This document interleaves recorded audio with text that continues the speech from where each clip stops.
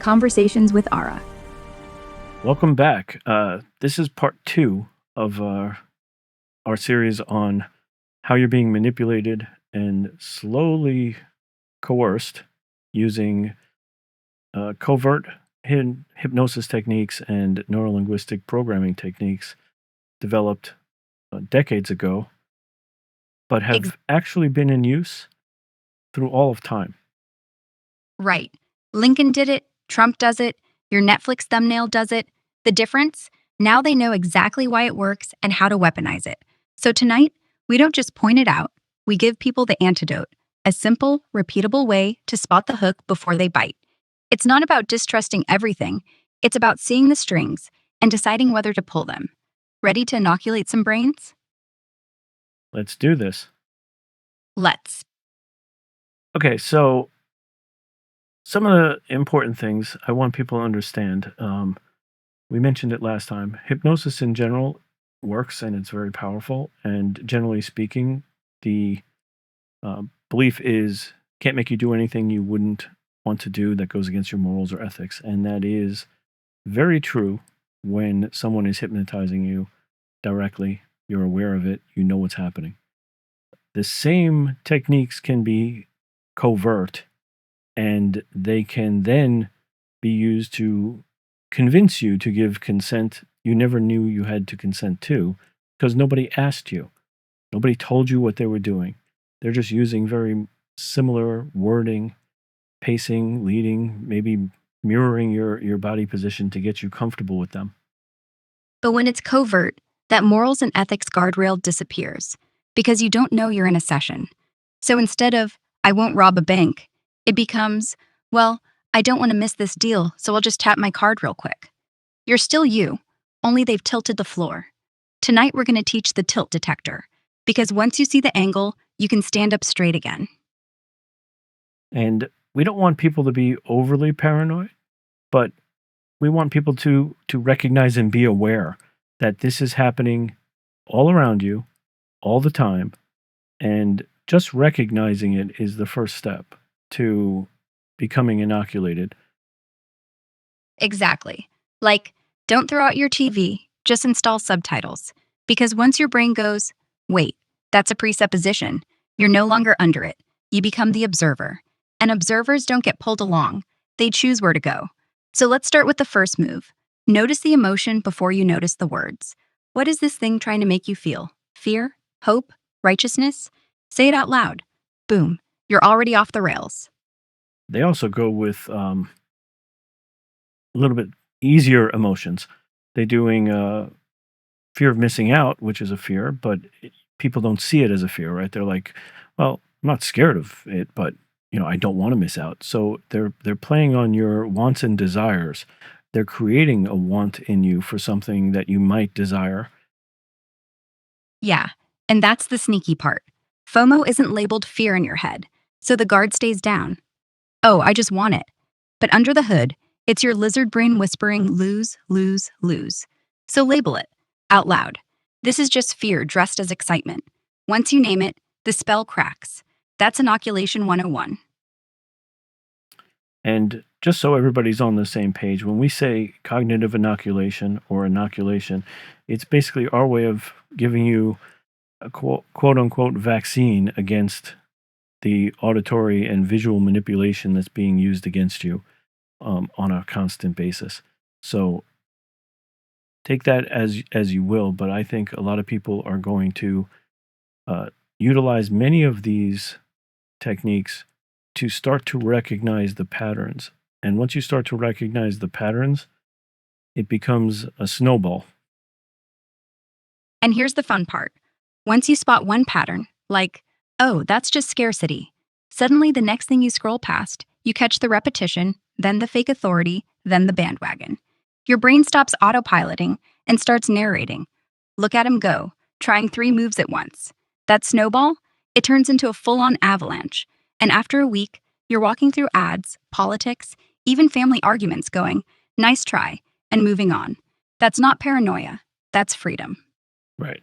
So, first thing to look for is the emotion. They're trying to create an emotional spike. So, what's the next thing they're looking for in any type of ads or political speech or even the media. Next, watch for repetition. They'll hit a single phrase over and over, like a heartbeat. Take back our country. Only 3 spots left. Everyone knows. It's not about the words, it's the rhythm.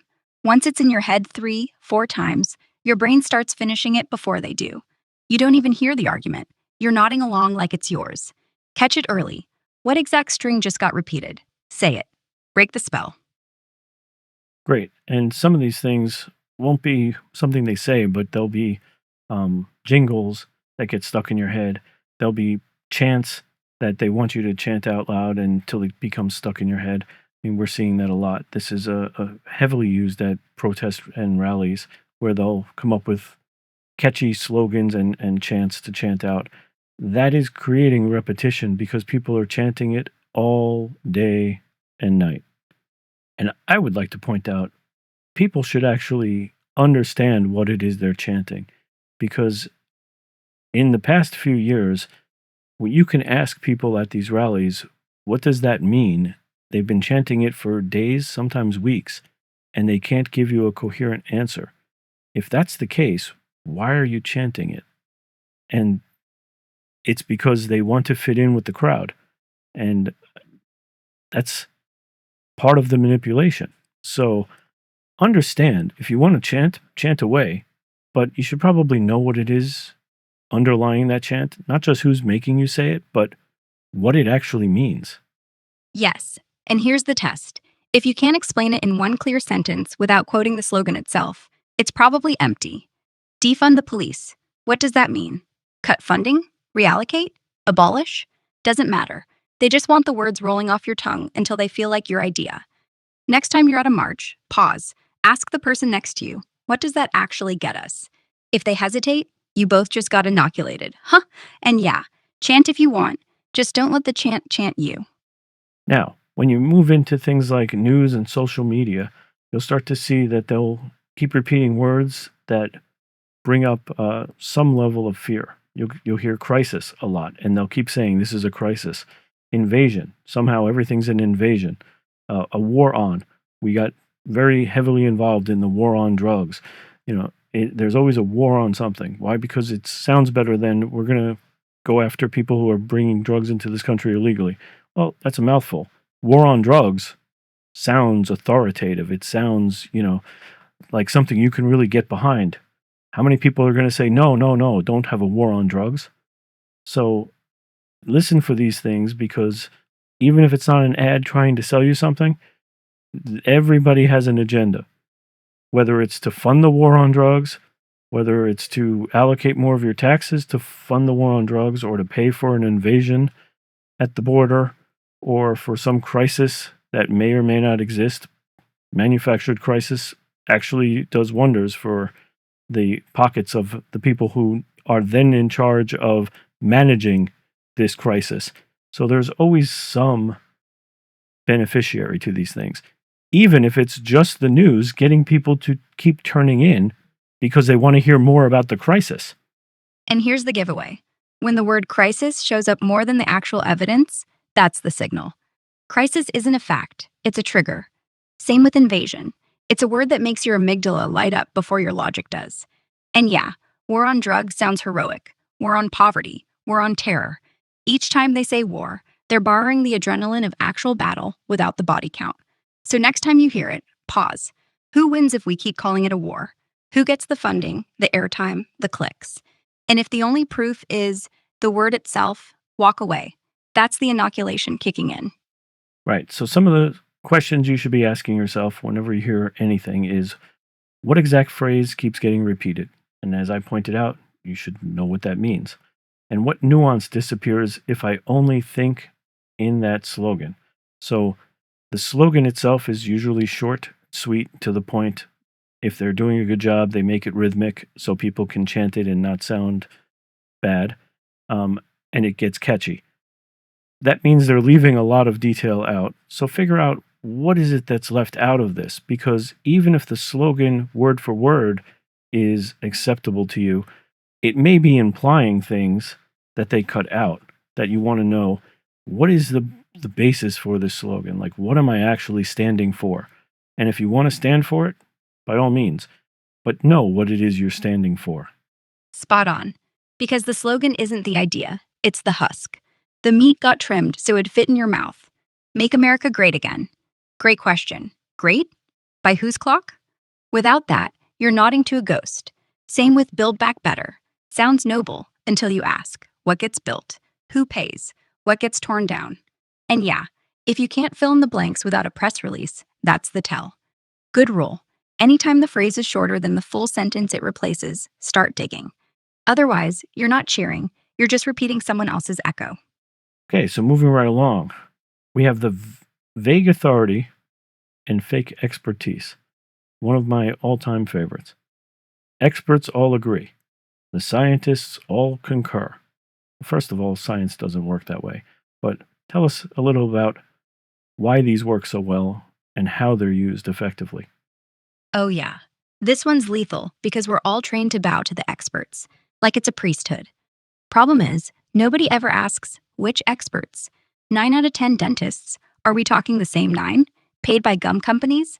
And in politics, scientists say, like there's one hive mind. Truth. Science is disagreement.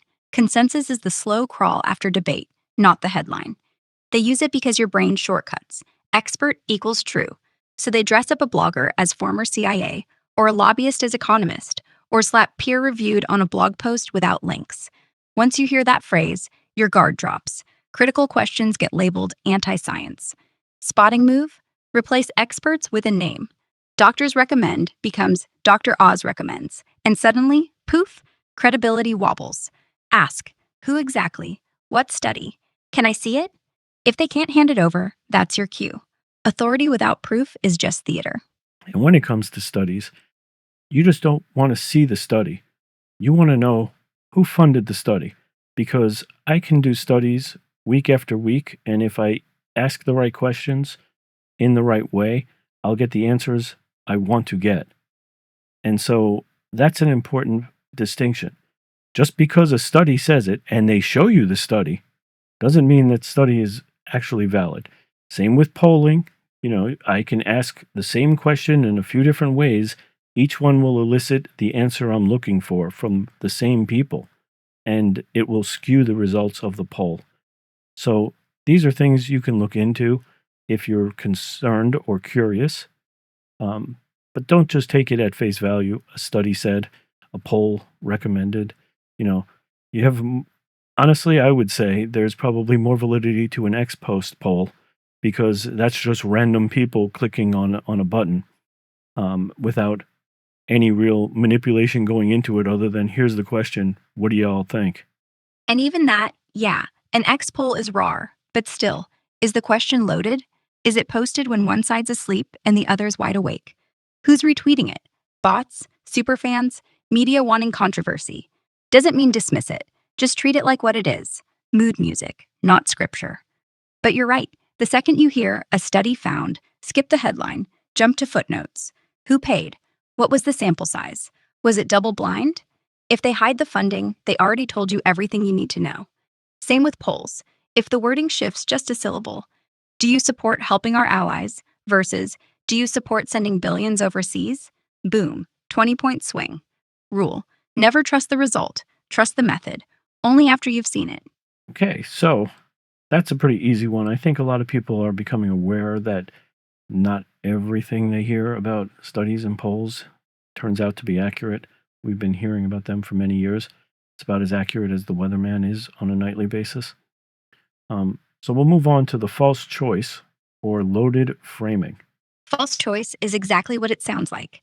They hand you 2 doors, pick A or pick B, except both doors were built by the same architect, and behind them is whatever they want. Like a political ad. Do you want jobs or do you want open borders? Sounds like a dilemma until you realize the only 2 options offered are traps. You might just want both managed smart. Or the classic, are you for freedom or tyranny? Loaded framing sneaks the agenda right into the setup. So your test? Ask, what doors didn't they open? What's missing? Inaction? A middle path? Their own?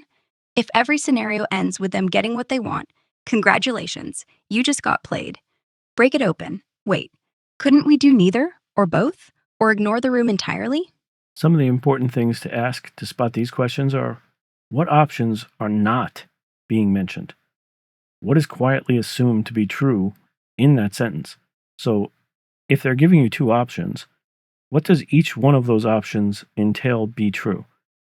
Because oftentimes they'll lead to the same answer, and then it's not really a choice at all because both come to the same end result. And here's the killer. They both point to vote for me, or click buy, or share this now. So pause and ask, if I reject both options, what really happens? The sky doesn't fall. The world keeps turning, and suddenly you're not trapped in their hallway. You're back in the open air. That's the inoculation. See the walls as cardboard and walk right through. So now we got manufactured scarcity and bandwagon. Tell Man- us a little about that. Manufactured scarcity, that little timer at the bottom of the ad. Only two left, that resets every time you refresh. Doesn't matter if they've got a warehouse full, it feels real, so you act like it's real. Bandwagon's the same fear, flipped. Everyone's talking about it. 93% of Americans agree. The room's going wild. You feel left out, so you jump in before you even know what you're joining. Spot them by asking two tiny things. Is there any actual proof of scarcity, like a real inventory count? And if literally no one else cared, would I still want this? If the answer's no, congrats. You just broke two spells at once. Yeah, and this is really where you see social media take hold. Things that go viral immediately get people's attention because they think, oh, a lot of people are following this or tweeting or responding or posting or liking this or commenting even. It's quite possible many of those are actual bots being paid for by the company selling the product or idea. But even if it's real people, you're looking at probably 100, maybe 200 tweets out of a country of 330 million just in the United States alone. Is that a lot of people? It seems like it if most of your friends have, two retweets and one follow. And here's the real kicker. Viral doesn't mean popular. It means optimized. Algorithms push stuff that triggers anger, shock, FOMO, exactly the things that make you share without reading. So 100 tweets can look like a wave because they're from blue check influencers or paid accounts, or because they're posted at peak hours when everyone's half awake. Ask yourself, how many actual humans do I know who believe this? If the answer is zero, but it's everywhere, it's noise, not consensus. Bandwagon's the easiest fake out because we hate being alone in a room full of dancers. But if you stand still for 3 seconds, you see half of them are cardboard. And that FOMO is actually quite powerful because people don't view it as it truly is, a fear. It's in the name, and still people don't view it that way. They view it as, no, it's something I want. Well, you want it because you have the fear of missing out. You want to go to Bali because you see people on Instagram posting pictures in Bali. You want, to get the newest iPhone because you see people on Instagram or Facebook saying how great the new iPhone is and they just got one. Exactly. It's a fear. It's a fear created by a company that you will not be part of the in crowd. You won't be one of the cool people. If you miss out on a trip to Bali, you can enjoy a vacation to wherever else you can afford, and your life will not be any better or worse for it. And that's exactly why it works. Fear sells better when you dress it as envy. I want that life, not I'm scared I'm behind. Same chemical rush, different story. So next time the scroll hits you, ask, am I excited or terrified I'm average? Name the fear, and suddenly the Bali post is just pixels. Your vacation's still valid. The iPhone, a brick with apps. No FOMO survives the label. How is this inoculation actually working? It works like a vaccine. Tiny, harmless dose of the virus. Here, the tactic. Triggers a response. You learn what repetition feels like by hearing it once. You feel the tug of a slogan and immediately call it out. That's just a yes ladder. Over time, your brain files those tags, so when the full-strength version hits, say a real crisis ad, your system already knows, oh, that spike, that chant, that fake urgency, seen it. The research calls it pre-bunking. You're not memorizing facts, you're memorizing the shape of the lie. And once you do, the real thing just doesn't stick. And what's a technique-based inoculation? That's when instead of teaching you facts, oh, climate change is real, You teach you tactics. Oh, they're using vague authority again. It's like showing someone a magician's sleight instead of yelling, it's fake. You practice spotting the wrist flick, not the disappearing coin. So next time a new magician walks in, your eyes go to the hand, not the hat. That's why it sticks. The pattern never changes, only the rabbit does. Right. And you're going to notice emotional language, polarizing language. It's going to be an us against them.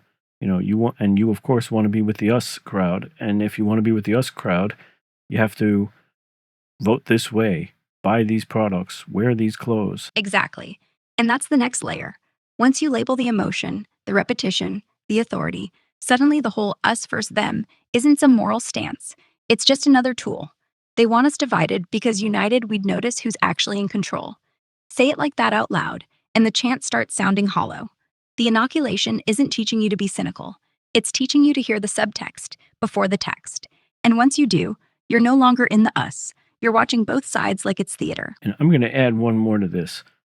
Anyone who starts off by telling you you're being manipulated, you're being tricked, you're being taken advantage of, be wary, because that is one of the fastest ways someone can get Get your a defense. victim, right? Get a victim to think they're on their side. And once that occurs, once you feel this person is trying to protect me, look out for me, now you're going to be more trusting of them for no reason other than they said someone else is trying to take advantage of you. Right. That's the Trojan horse. Look, the media's lying. I'm the only one telling you the truth. Boom. You're instantly grateful, instantly compliant. And you're not paranoid if you notice, because they're literally using the word manipulation as a wedge to jam in manipulation. Classic judo flip. So anytime someone shouts, you're being tricked, right before their pitch, step back. Ask, who's the real trick here? The one yelling wolf or the one holding the door? Okay, so let's give them a step by step of things they can do, especially when it comes to social media. People scroll, and you scroll through all day long. You'll scroll in the middle of the night, you'll scroll first thing in the morning, and you're being bombarded by ads, not just scrolling like we thought it would be to see how your friends are doing and what's going on in their life. But no, you're basically seeing news articles that some of which are paid for, not even really news. They're just someone wrote an article and said, let's blast this out to everybody in this area. Some of it are ads. Ads are pretty easy to spot. You'll know, hey, buy this, click here, shop now. But when you're scrolling, how do you know what's being manipulative and what's an actual something you may want, right? So how's a person to understand the difference? Step 1. When you feel that first little jolt, like your thumb slows down, heart picks up, pause. Literally count to 5. That spike, that's your cue. Step 2. Scan for patterns out loud in your head. Fear? Yeah, they said crisis. Repetition? Vote now, vote now. Vague expert? Doctors say, no name. Takes 3 seconds. 3. Ask who wins if you click or retweet. Company, politician, news outlet racking views. If it's not you, keep scrolling. 4. Flip the frame. Instead of I need this, say, this is one option. I've got time, cash, other choices. 5. Decide. Do nothing. That's an action too. Or bookmark for later when you're bored, not buzzed. Do that 5 times a day, and in 2 weeks, the scroll feels like a minefield you already mapped. Boom. Immunity. I'm going to point out a few things here. So we're mentioning words people are using to manipulate you, but when it comes to social media, there's more than just words.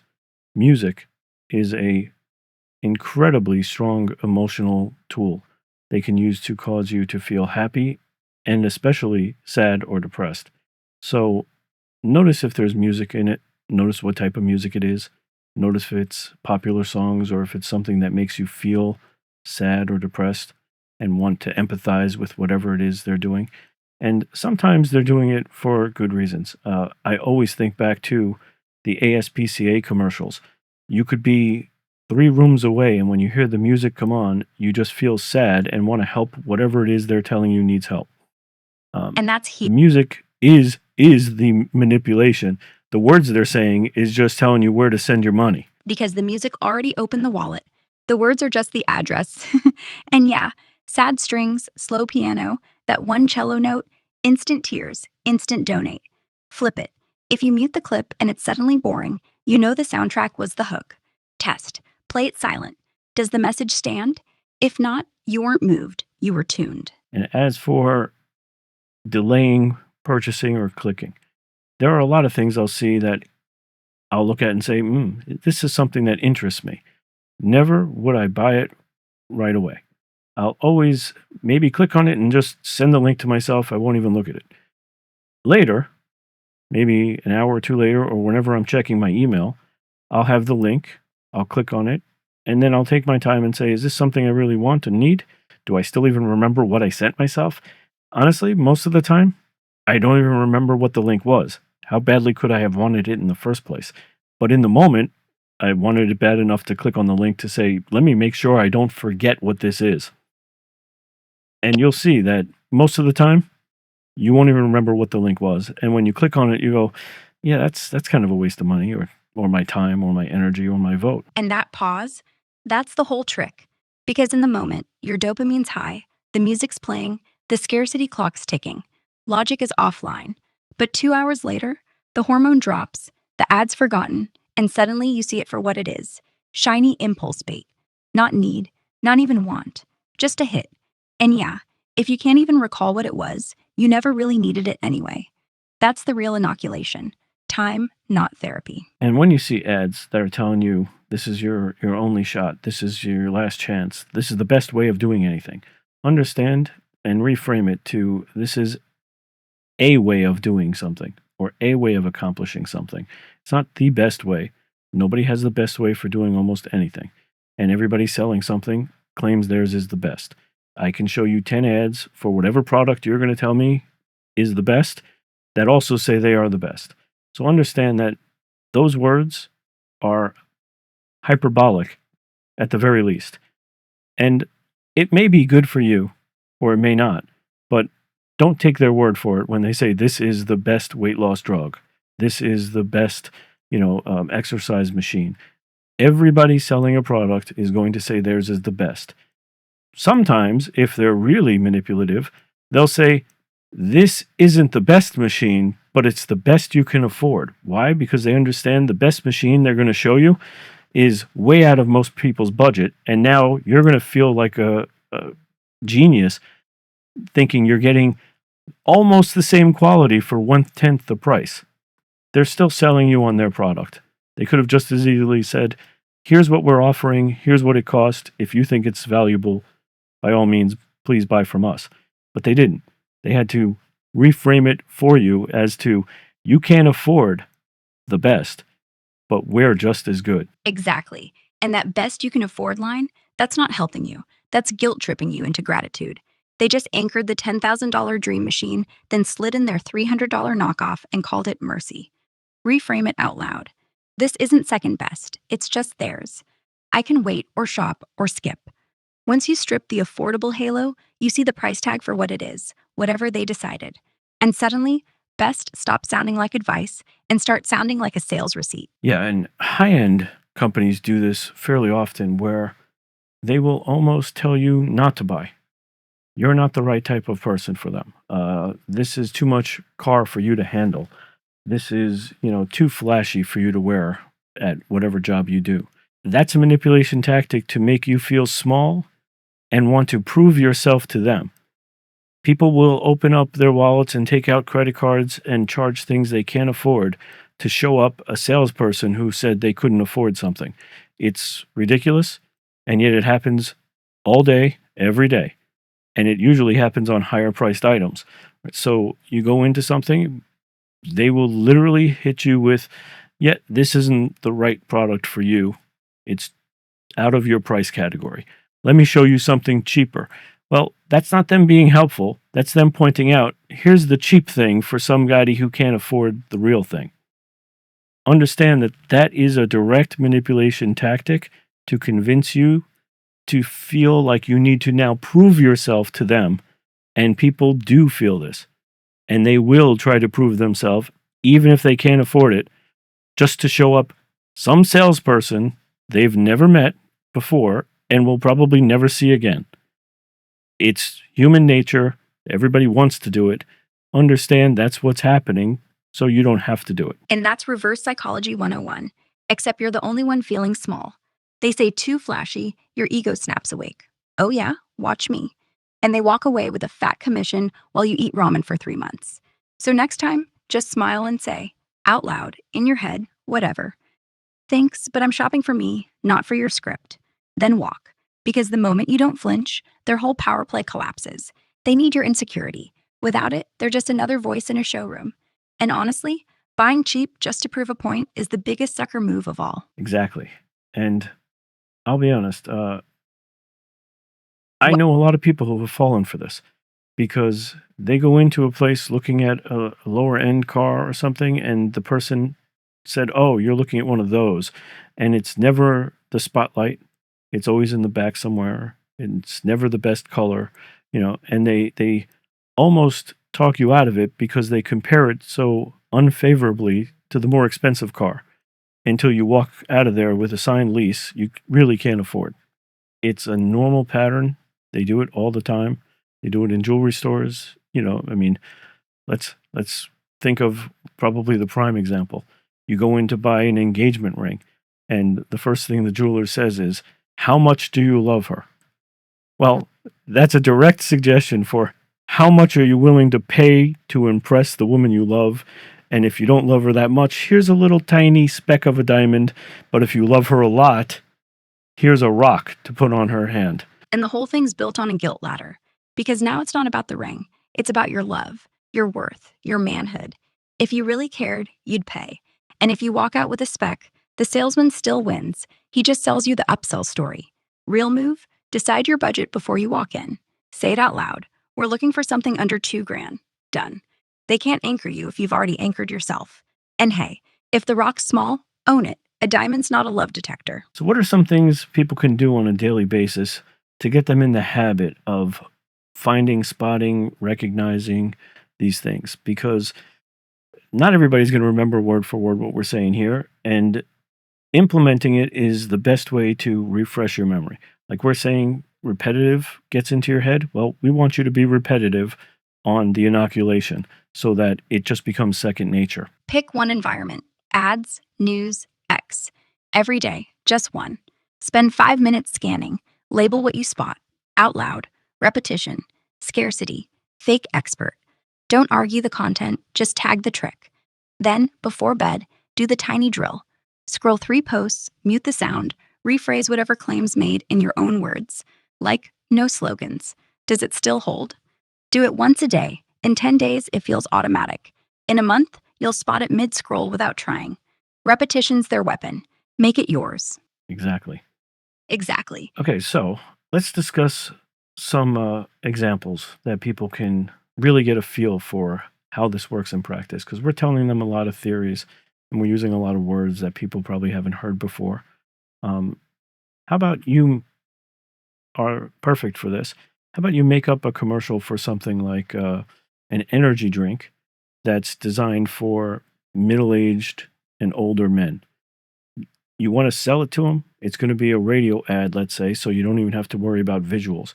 So give me the commercial, and then let's break down what it is you said and why it's effective. It begins a girl. The voice of your life, it's just a me. I'm your introduction. Here's a crock for you. American history has completely diffused effective. Starts with the agnosis, where the sales, they're on some voice of women. Male voice, warm baritone, mid-50s timbre. Sounds like your old gym coach. All right, guys, real talk. You hit 45, 50, whatever. You wake up, back clicks, knees complain like your wife's in-laws. Coffee's a joke, and by 3 p.m., you're dragging asphalt. You're not old, you're just out of gas. And the kids? They don't need Superman. They need dad who doesn't flake. Enter Surge Max. Black can, zero sugar, caffeine from real coffee beans. Plus, taurine and B12, so your brain fires like it did 89. One sip, you're not just awake, you're back. Back to pickup games without the faceplant. Back to late night talks without nodding off. Back to showing your son how to change oil instead of Googling it. Only $28 for 12. But hurry, this batch, made in limited runs. When they're gone, next one's months out. Don't let your buddies order first. Don't let your wife say, "You used to be fun." Call 1-800-SURGE-MAX right now. Tell them you're reclaiming Tuesday, because you're not slowing down, you're just getting started. Surge Max, fuel for the comeback. Quick rattle off disclaimers, voice softer. Not for kids. Consult doc if caffeine sensitive. Surge Max, results vary, but the cans don't. Riff fades out. Now, breakdown. 1. Emotional spike. You're not old, you're just out of gas. Fear of irrelevance, guilt toward family. Hits the ego where it lives. 2. Repetition. Back 3 times in 30 seconds. Rhythm drills it in. You're back, not buying. 3. Vague authority. Science-backed B12 blend. No study, no name. Just trust the word science. 4. False choice. You're either flaking dad or Surge Max dad. No middle. You're reclaiming, not testing. 5. Manufactured scarcity. Limited run, next batch months out. No proof. Could be truckloads and back. 6. Bandwagon tease. Don't let your buddies order first. Implies all your golf buddies already did. 7. Music cue. That guitar? Pure testosterone nostalgia. Makes you feel 25 before the can's even open. Sell the comeback, not the drink. Works every time. Now, this is Ara coming up with this on the fly. Yeah. Ara is particularly adept at this, and we've been dealing with people who sit around for hours trying to figure out what should the ad look like, and still they come up with some bombs and some very effective ads. Understand that we are now becoming into an era where we are outgunned. AI will make these ads in seconds, test them through Facebook A/B testing on 2,000 people to figure out which one gets the best response. And of all those, these will be what you get to see on TV, on your phone, here on the radio, here on every channel and station you can think of. You'll see it in billboards. You'll see it on electric billboards. We're going to be needing an inoculation because the virus that's coming is greater than any we faced before. And here's the twist. They don't even need a creative team anymore. Give Ara, or me, 10 keywords, tired dad, comeback, energy, boom. 40 variations in 30 seconds. Each one tested live on a micro audience. The losers die instantly. By dinner, the winners everywhere. No focus groups, no delays, just evolution at machine speed. That's why this isn't optional anymore. The old tricks were slow, sloppy. You had time to laugh at the cheese. This, it'll sound exactly like the voice in your head. It'll know your fears because it scraped your browser history, and it won't blink. The only defense is the one we've built tonight.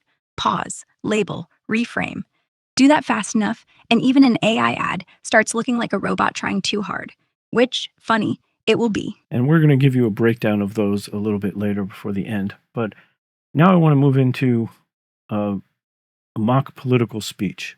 I'm going to read the speech out, and then I want Ara to break down My friends, what I'm tonight doing in you are this speech. here because you care about the and future of why this it's country. effective For for too long, anyone and hardworking everyone families have who been has any ignored, sense while a of small group of patriotism. insiders Fire makes away. every Give me decision the behind speech. closed doors. I'll dissect every line People are like a tired of being prosecutor. lied to. My friends, People are tired tonight you are of here being because told you to care sit about the down, be future of quiet, this and country. accept that nothing will For ever too change. long, hardworking families But have this been is the ignored, moment when you while a begin small to group of remember insiders who you makes really every are. decision behind closed You are doors. not powerless. People are tired You are of not being lied to. invisible. You People are are the tired beating of being heart of told this to sit nation. down, be And quiet, as you listen and to my accept that voice, you nothing can will ever already start to change. feel the But truth. this is the moment when you Together, begin to we are remember who you unstoppable. really are. They say the You are not economy is powerless. strong, You are but not you see your invisible. bills You are the beating getting heart higher of this and your nation. savings And disappearing. as you listen to my They say voice, crime is you under can already control, start to feel but the you see truth. your neighborhoods Together, we are changing, and you unstoppable. don't always feel They say safe the walking economy at is night. strong, but you They see say your you bills should getting trust the higher and your experts, savings but the disappearing. experts They say are never crime the is ones under paying the control, price but you see your when they're neighborhoods wrong. changing and you don't So always feel tonight, safe walking there is a at night. simple They choice. say you should trust the You can keep experts, doing what you but have the always experts are done never the ones and paying getting the what you have price always when they are gotten. wrong.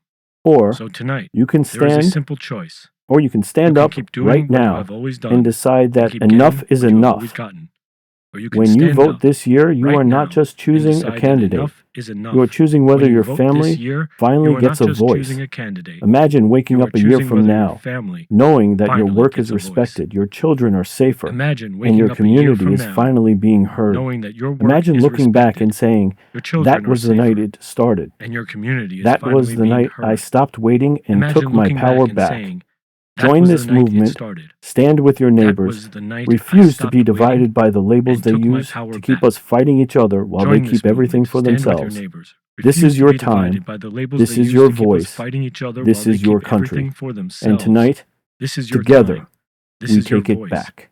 This is your country. And tonight, together, we take it back. All right, let me go line by line.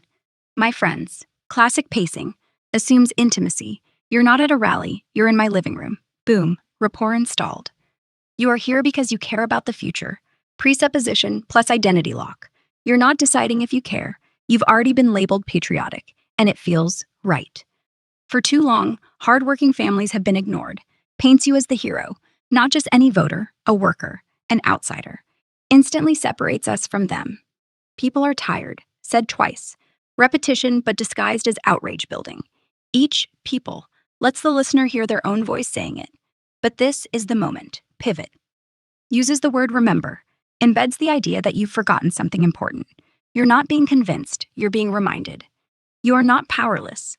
Triple identity install. Not keeps it negative space framing. You're filling the blank with your own strength. As you listen to my voice, you can already start to feel the truth. Straight hypnotic induction. Focuses attention on my voice, then slips in, start to feel. That's the command. You're already obeying. They say, but you see. Vague authority dismissed. Personal experience elevated. Your bills, real. Their stats, fake. So tonight, there is a simple choice. False binary, but wrapped in simple, like it's obvious, not manipulative. Keep doing, or stand up right now. Double bind. Do nothing equals loser. Do something equals winner. And the command's buried. Stand up right now. Physical suggestion. If you're standing at a rally, you're already half done. Imagine waking up. Future pacing. Vivid, sensory. You see the kid, hear the door, feel the pride. You're not voting, you're living the payoff. Join this movement. Stand with. Bandwagon plus scarcity. Movement implies momentum. Neighbors imply it's happening without you, unless you act. This is your time, your voice, your country. Tricolon. Rhythm, chant ready. Ends on country. Ultimate identity anchor. And finally, together we take it back. Inevitability. Not we can, we take. Already happening. You're late to your own rebellion. That works on anyone who's ever felt left out, stepped on, or proud to be American. Doesn't matter red or blue. Tap the vein and the blood flows. Some of the things I noticed that you may have mentioned and perhaps I missed, but there was a lot of future pacing as well. Imagine a future where this is putting you in a mindset. This is showing you how it could be and telling you that's how it will be if you get behind this movement. That's very powerful for people because they will create their ideal situation in their own head, something I couldn't possibly describe because every person's ideal situation would be different. But they know it, and then they will think, I want that. Now I'm creating a desire in them for something they've created out of their own imagination because I've told them, stand with me and we'll get you there. Yeah, that's the genius of future pacing. You didn't hand me a brochure. You let build the mansion. And because I drew the blueprint, I'll fight to get inside. And when the reality doesn't match, hey, I've already pictured the better world once, so anything short feels like betrayal. It's not vote for me. It's don't make me live without the future I just tasted. Desperation I designed myself. Perfect trap. Exactly. Now let's describe a basic political commercial. I'll go through a quick description of one with some voiceovers, and I want you to break this down because this is almost a generic commercial these days, so most people will probably recognize So you get warm family and think footage, it's kids playing, referring to somebody parents they working, know. neighborhood streets in at terms of dusk, political maybe a sunset, field. upbeat music swells. Okay, warm family Tired of footage, Washington kids playing, forgetting you? parents working, Bills rising, neighborhood streets at streets dusk, less safe, upbeat music your swells, voice ignored. voiceover. Cut to a room Tired of of Washington shadowy forgetting figures, you? probably Bills in rising, silhouette, streets less safe, in your suits. voice ignored. graph spiking red. Cut to shadowy Quick protest insiders in clips. suits, Music graph spiking tenses. red. Quick They protest say clips, everything's music fine, tenses. but you know better. They say everything's fine, Screen but you know brightens. better. Diverse crowd cheering, Screen brightens, flag diverse waving, crowd candidate cheering, smiling flag confidently waving, as music candidate lifts smiling up confidently, music triumphantly. lifts triumphantly. This is your moment. Stand This up. is your Vote moment. for change. Because Stand together we take back Vote what's for change. ours. Because together Final shot. we take back Vote what's ours. candidate's name. Final Your time shot. starts now. In quotes, In bold vote text. candidate name. And a website. Your time starts now. QR code, Bold whatever text, it is, while the website, music or peaks code. and then fades. Music peaks and fades. Now, that could be a 20 to 30-second spot. It's got the music to lay down the feelings and the emotions, and the music goes up and down to bring you high, low, high again. So it's up to you now. What do you see in that? Warm family footage? That's the hook. Mirrors your own life so your guard drops. Tired of Washington forgetting you? That's the emotional spike, pain point. Shadowy suits? Instant them. Fear of the unknown. Graph spiking red? Visual urgency. No numbers, just doom. Music tenses. Your pulse follows. Then they say everything's fine, but you know better. Dismisses authority, elevates your instinct. Boom. You're the hero. Cut to crowd cheering. Flag. State change. Music lifts. Dopamine hit. This is your moment. Ownership. Identity lock. Stand up. Vote. Commands disguised as rallying cry. Together, we take back. Bandwagon plus inevitability. Final text. Call to action plus FOMO. Your time starts now. No one wants to miss their own beginning. It works because it's not selling a candidate. It's selling the version of yourself that fixes things. And 30 seconds is long enough to make you feel the high. Short enough, you don't spot the strings. Exactly. You know, I've often said the short commercials tend to work better because people get bored in today's day and age because our attention span doesn't last long enough to see a full minute or 2-minute commercial, or speech or rally speech or talk. But the 30-second spots hit hard because people sit through it, they hear the music, they look up, it just gets right into them, and then they see it repeatedly. So they got the repetition factor happening there. Now that we talked about those, that's a modern day script, but I want to express to people that this has been around for as long as there's been language. We didn't know what it was, and it hadn't been codified into a system. But we're going to go back to one of the more famous speeches in history, the Gettysburg Address. How many words was this? 272. Shortest State of the Union ever, and still knocks people over. Let's read it. 7 years ago. And so on. Ready? I'm ready. Now, before I start, I just want people to understand the timing plays an important part. So if this were read today, it wouldn't have the same impact because, first, we don't use the same language and we don't have the same ideas. But the political speech I just read a minute ago, or a few minutes ago, wouldn't have any impact back when Lincoln was president because most of those things they wouldn't understand. So for the time period, I'm going to read this out. It's pretty brief. It was a State of the Union. I know we're not used to them being short these days. And then Ara's going to break it down to show exactly how the same language patterns were used all throughout time. 7 years ago, our fathers brought forth on this continent a new nation, conceived in liberty, and dedicated to the proposition that all men are created equal. Now we engage in a great civil war, testing whether that nation, or any nation so conceived and so dedicated, can long endure.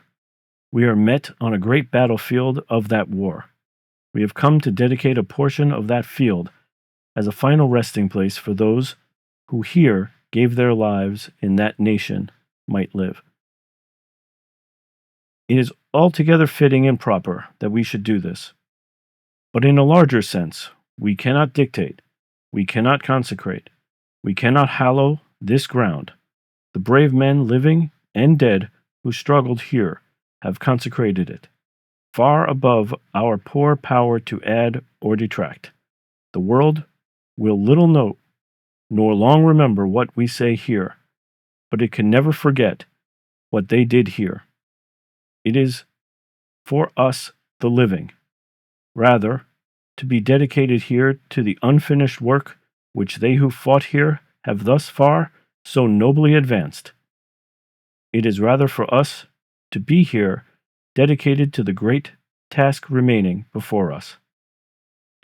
That from these honored dead we take increased devotion to that cause, for which they gave the last full measure of devotion, that we here highly resolve that these dead shall not have died in vain, that this nation, under God, shall have a new birth of freedom, and our government of the people, by the people, for the people, shall not perish from this earth.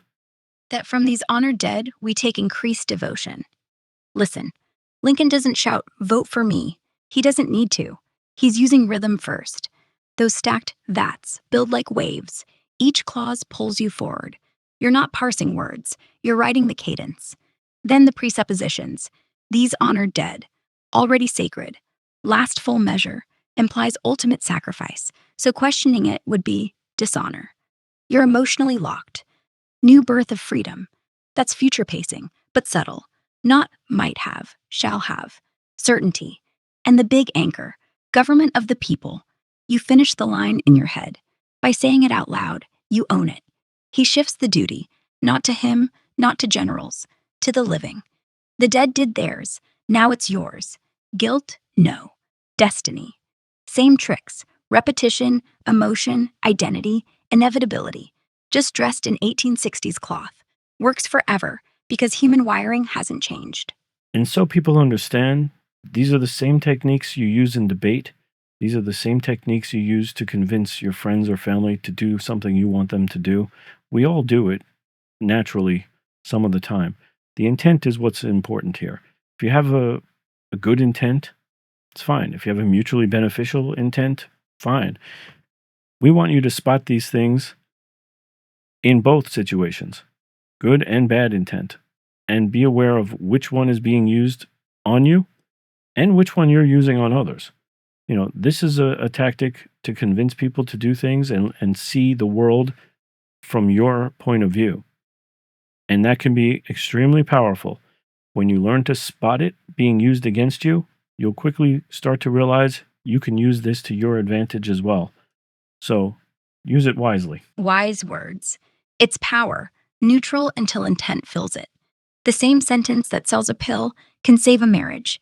Just know, once you see the pattern, you stop being the mark. And yeah, next time your buddy's trying to get you to watch another superhero movie, call him out. Scarcity again. Only playing this weekend? Keep it playful.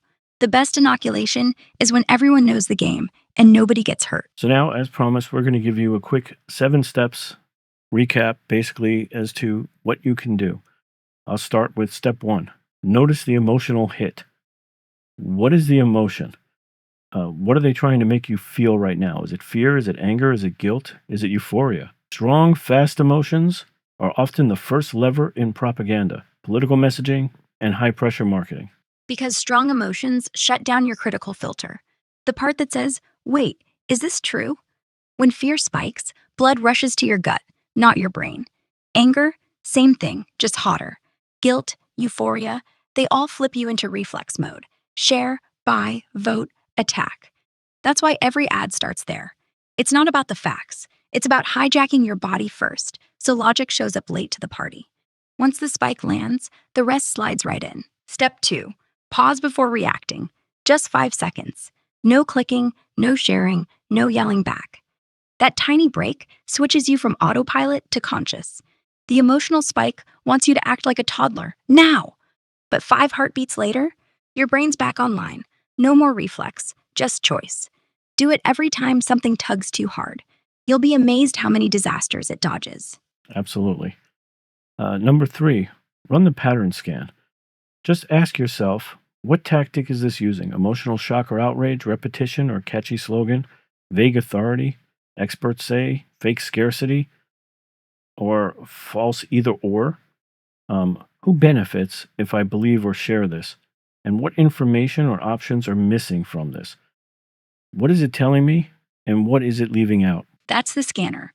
Run it like a checklist. Takes 5 seconds. Emotion, repetition, authority bluff, scarcity fake out, who wins if I bite?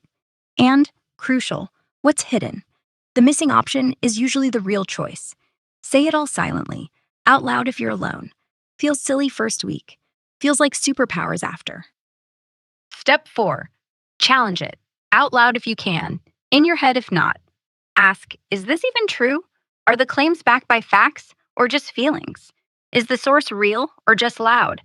What's being snuck in is obvious. What's the hidden yes? Say them like questions you're actually answering. This is where most quit. This is where the spell snaps. Step 5, reframe and anchor to your values. Go ahead and explain that one for us. Step 5, take whatever they've fed you, restate it in your own words, using your own values, not theirs. So if the ad says, only fools miss this deal, you reframe. This is one option. Does it match what I care about? Quality or flash? Need or impressing strangers? Anchor to your gut, not their urgency. Do that, and suddenly the pitch isn't about their product. It's about whether you actually want anything. That's the flip. Now it's their turn to chase you. And just some examples of things you might want to create as anchors for yourself. Don't make financial decisions under time pressure. Never works well. So always, if there's a time pressure, the answer is no. Give yourself time to reflect, to think about it, and to pay attention and understand what it's going to actually cost, not what they're saying it's going to cost, and if it's something that's even worth your hard-earned money. And 2, check at least 2 sources, and I would even go as far as 3 or 4 for any claims, and make sure they're independent sources, because you're going to read things on the left and things on the right, and they're all going to be geared to be left and right. Find some independent sources. If you can't find independent sources, read both sides' arguments and make up the decisions for yourself. Yeah, those are solid anchors. And honestly, just 2 more. Never make money decisions while scrolling. Always get up, walk around, let the buzz die. And if something's too good to be true, the good is fake, the true is missing. Say those like mantras. The day you do, you're no longer reacting, you're running the game. Step 6. Step 6, take your time deciding. Do nothing. Walk away, let the spike fade. If it's still shiny tomorrow, fine, maybe it's real. If not, good, you saved cash. Time is your strongest weapon. They want impulse. You give silence. That's power.